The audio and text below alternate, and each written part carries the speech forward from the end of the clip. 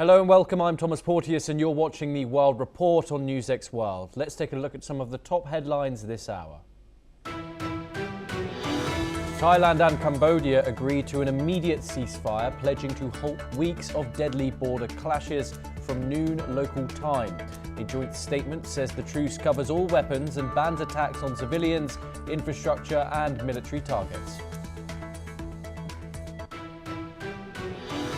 The Ukrainian capital of Kyiv is under a massive Russian attack, with explosions heard in the city and air defences in action. The military says multiple missiles are being deployed against the capital. The Russian action takes place just 2 days before Ukrainian President Zelensky is due to meet President Donald Trump in the United States. The leaders plan to discuss details of a possible accord to settle the nearly 4-year war.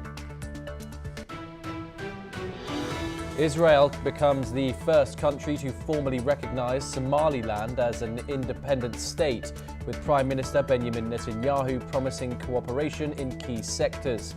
Somalia opposes secession, while President Donald Trump says he does not support US recognition of the Somaliland.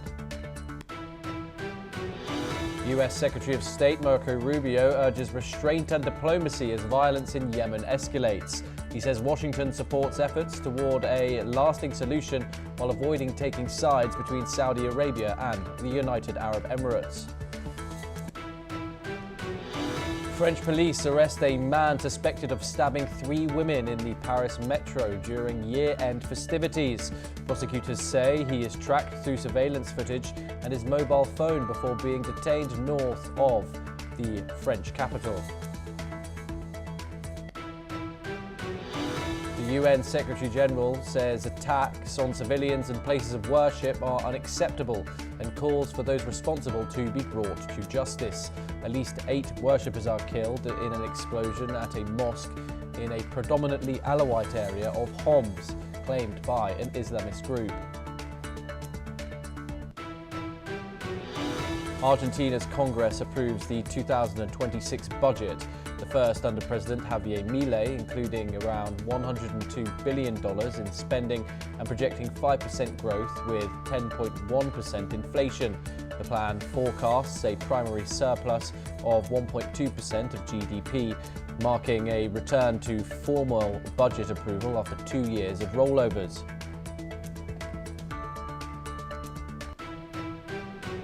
We start this hour on the eastern front of Europe, and Russia has attacked Kyiv and other regions in Ukraine with missiles and drones ahead of Ukrainian President Volodymyr Zelensky's meeting with US President Donald Trump, scheduled for December the 28th.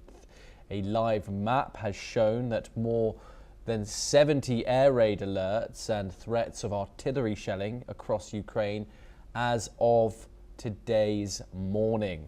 Explosions sounded in Kyiv as Ukraine's air defense units went into action. And the military said on the Telegram messaging that missiles are being deployed. The Air Force said Russian drones were also targeting the capital and regions in the northeast and the south. Meanwhile, people in Kyiv have taken shelter in metro stations as explosions were heard in the city. Joining us now is Professor Rohan Gunaratne, an international affairs expert, joining us live from Singapore. Thank you very much for joining us, Professor Gunaratne. Of course, this comes as President Zelensky gets ready to meet with the US President on Sunday. However, aerial attacks on the ground and continue to occur, with Russia currently pounding Ukraine. Is Russia deliberately trying to escalate this situation on the ground, and so the political atmosphere has been altered before Zelensky meets Trump? And also, what do you think the US president is going to think of these attacks? Of course, we have no statistics when it comes to casualties, if there are any even, but what are your thoughts on how this might alter things come Sunday? Thomas, as you said, there is an escalation just before Trump and Zelensky meet on US soil to end the Russian war, how they can make peace between Ukraine and Russia. And this escalation by the Russians is to demonstrate that they have power and they are capable of striking and hurting Ukraine. So it's a very sharp escalation. They have used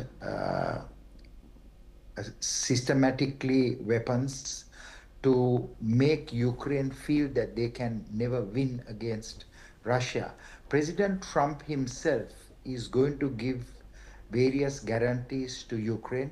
He is also going to get other European nations to work with Ukraine. But what is important here is to focus on the summit, to focus on that meeting, so that there can be peace restored between Ukraine and Russia. The Russian-Ukrainian dispute is a larger dispute Russia is having with the West, especially with Europe, because the European countries build certain capabilities on the European side of the Russian border.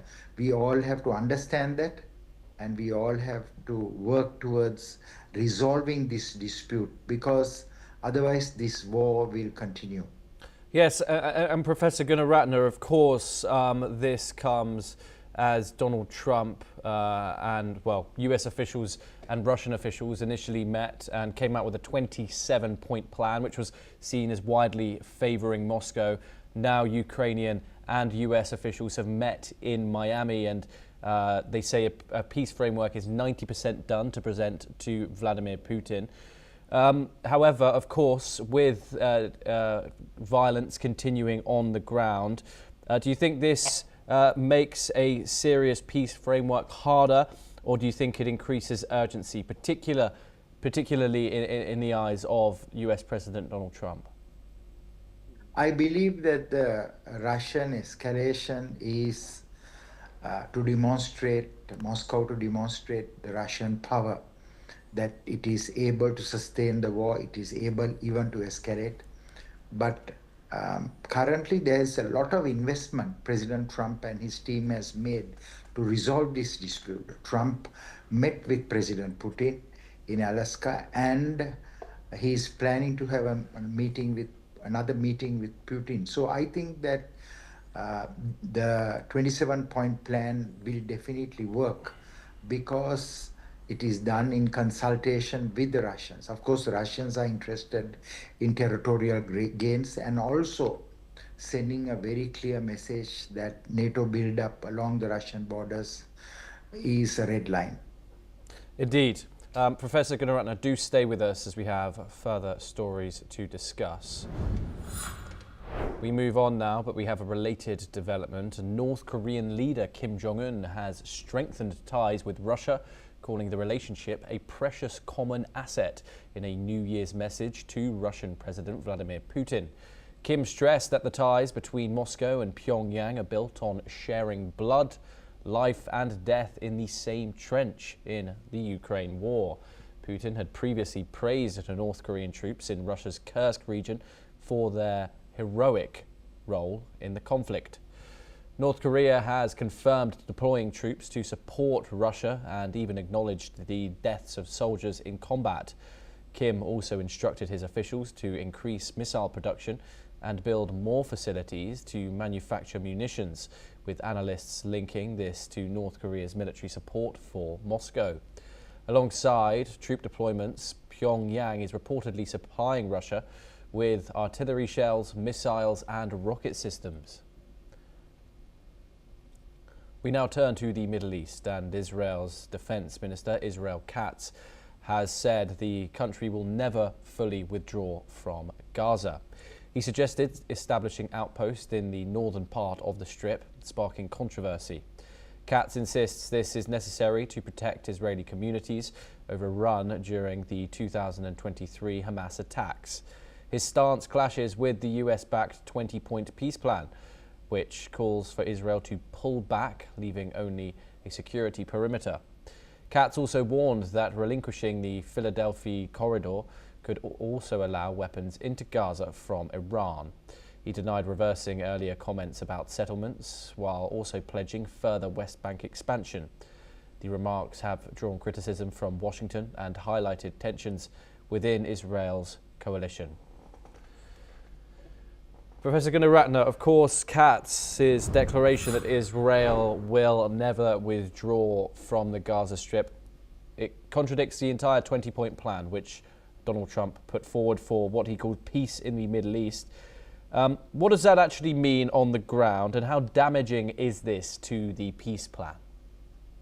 Thomas, as you said, that the statement made by the Israeli Defense Minister Katz is contrary to the Trump peace plan. But at the same time, the Israelis are determined to protect Israel, especially after the Hamas brutal attack, October 7th, 2023. So Israel will maintain outposts or certain a presence in Gaza before they withdraw from Gaza, so that Israel will be able to carry out preemptive strikes if there is another build-up. Israel's strategy to protect itself, its citizens, changed very significantly after the October 7th, 2023 Hamas-led attack. That is, wherever there's a build-up, Israel will do what is called a preemptive strike, whether it is in Lebanon, whether it is in Yemen, whether it is in Syria, or even in Iran.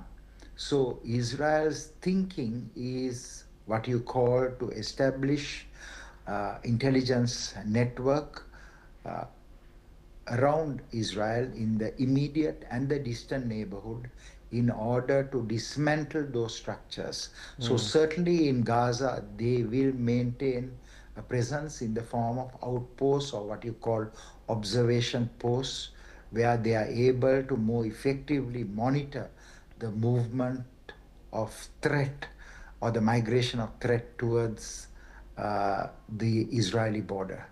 Do you think, particularly this government in Israel, is taking that US relationship for granted slightly? Of course, Donald Trump has expressed dismay with Israel before, of course, while negotiating the peace plan for the 12-day war between Israel with Iran.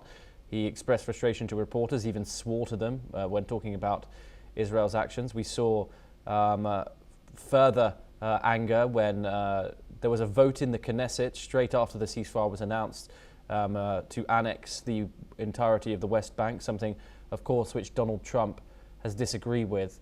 Given, of course, how much of a transactional president that Donald Trump is, do you think, particularly Netanyahu's Likud coalition, do you think that Israel would currently be on thin ice here when it comes to how they're acting in regards to the stability of this plan and going over to the West Bank as well, which, of course, Donald Trump has said that he doesn't want Israel to annex?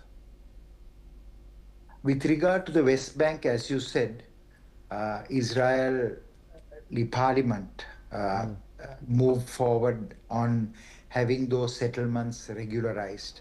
So what is going to happen is this is going to create a lot of unhappiness on the part of the mediators, because the mediators are trying their best to enter the second phase. They want the demobilization or the disarmament of Hamas and 9 other groups. But this will not happen if Israel is going to continue with the settlements and will continue with having outposts in Gaza. So certainly it could disrupt the Trump peace plan. Trump himself has already informed the Israelis not to do it. So I think that if Israel persists doing it, there can be also a very significant disagreement between the two leaders. But right now, Netanyahu and Trump are about to meet on US soil, and I believe that Trump will raise this issue with Netanyahu this coming weekend. Yeah, indeed. It will be interesting. Professor Gunnar Ratner, thank you very much for joining us. It's always a pleasure to talk to you here on the programme. We now move on to our next story, and US Air Force MQ-9 Reaper surveillance drones have recently been seen at Puerto Rico's Rafael Hernandez Airport. They are indicative of Washington's expanded intelligence and monitoring operations in the region. Moreover, US officials have also deployed roughly 20 F-35 Lightning II stealth fighters to Puerto Rico, which reportedly is the largest known fifth-generation fighter presence ever assembled on the island.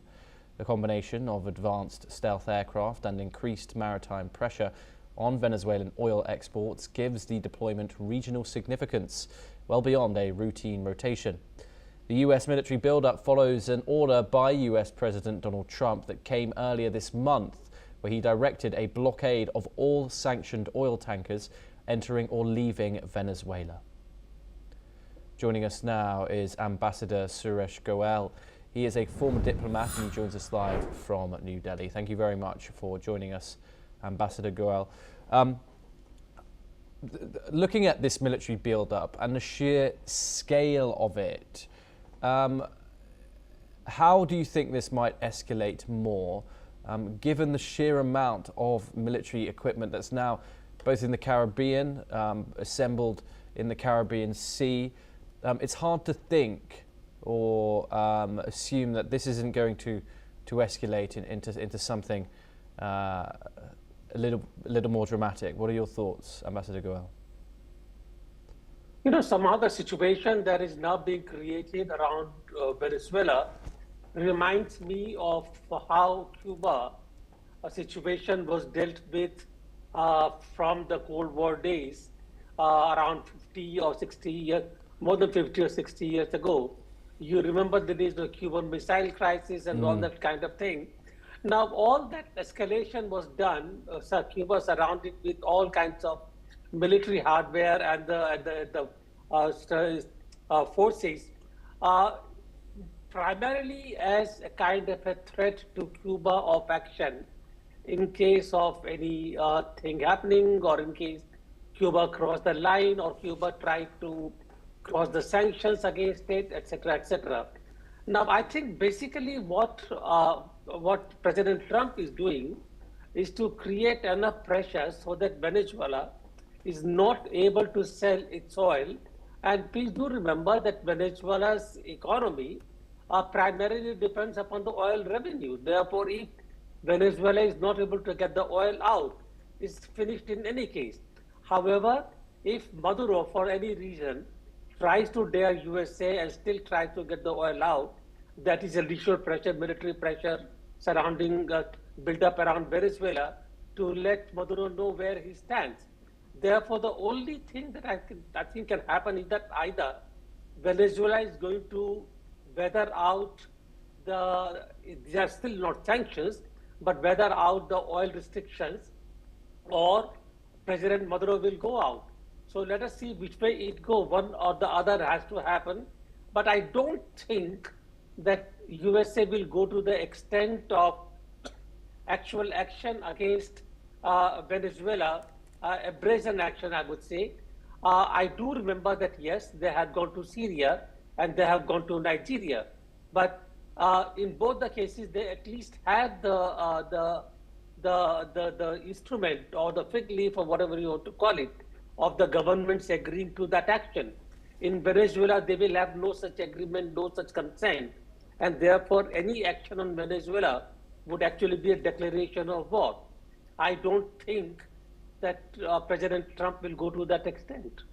Indeed, it's escalating rather in a way that no one really knows where it's going to go. Okay, we're going to move on to our next story. Do stay with us, Ambassador Goel, until we move to Myanmar, and it's set for the third phase of its general election on January the 25th, following earlier votes on December the 28th and January the 11th. The elections cover just 202 of 330 townships, with 63 voting in the final phase amid an ongoing civil war. Over 3.6 million people are displaced and 16 million people face acute food insecurity, with millions at risk of malnutrition. The economy is projected to grow 3% next year, but inflation remains above 20%. and electricity shortages drive households to solar power. The junta says the polls have popular support, although analysts doubt stability will follow amid mounting conflict. Ambassador Goel, I want to get your perspective on this. Now, of course, the military junta has been isolated internationally since 2021, since it grasped power, and of course, since then has been going through a humanitarian crisis and a civil war, and of course, we can't forget that huge earthquake that happened earlier this year. Given the style of rule by the military junta, how likely is it that Myanmar is going to be re-welcomed back into the international community after this election, which is obviously throughout humanitarian agencies and others has rang many alarm bells? One has to wait and see, really, because even after the elections, one has to see how, what kind of a relationship will the military junta have with the elected government, provided the power is actually transferred to the elected government. We have seen in many cases that even if the elections take place, basically it's a kind of a government which is still totally military. Take the case of Pakistan. There may be the elected president by the name Shahbaz Sharif, but the power remains with the military. But in any case, in the case of Myanmar, even formally, we will have to wait and see if there is a handover of power to the elected government or not. If there is indeed a handover of power, transfer of power to the elected government, then I think the process of admitting Myanmar to the international community should begin, albeit slowly to begin with. Particularly, I think humanitarian support that Myanmar needs should begin to flow to, as far as I can think. But again, these are really big ifs, and one has to wait and see till the end of the elections as to what course does the politics take place in Myanmar. Indeed. Ambassador Suresh Goel, thank you very much for joining us. It's always a pleasure to talk to you and have you on the programme. We now move on and over to Vietnam, and at least 7 people have died after a bus carrying 19 passengers overturned on a mountainous road in the country's northern Yen Bai province. The 29-seat bus carrying a charity group flipped and crashed as it was travelling downhill. Rescue teams pulled 10 survivors from the wreckage, while others remained trapped as heavy equipment was deployed to cut through the vehicle. Local officials believe the crash may have been caused by a brake failure, and police, military units and local residents were mobilised for rescue efforts, and authorities have opened an investigation into the cause of the accident. Well, that's all that we have time for this hour. Keep watching NewsX World for more international updates.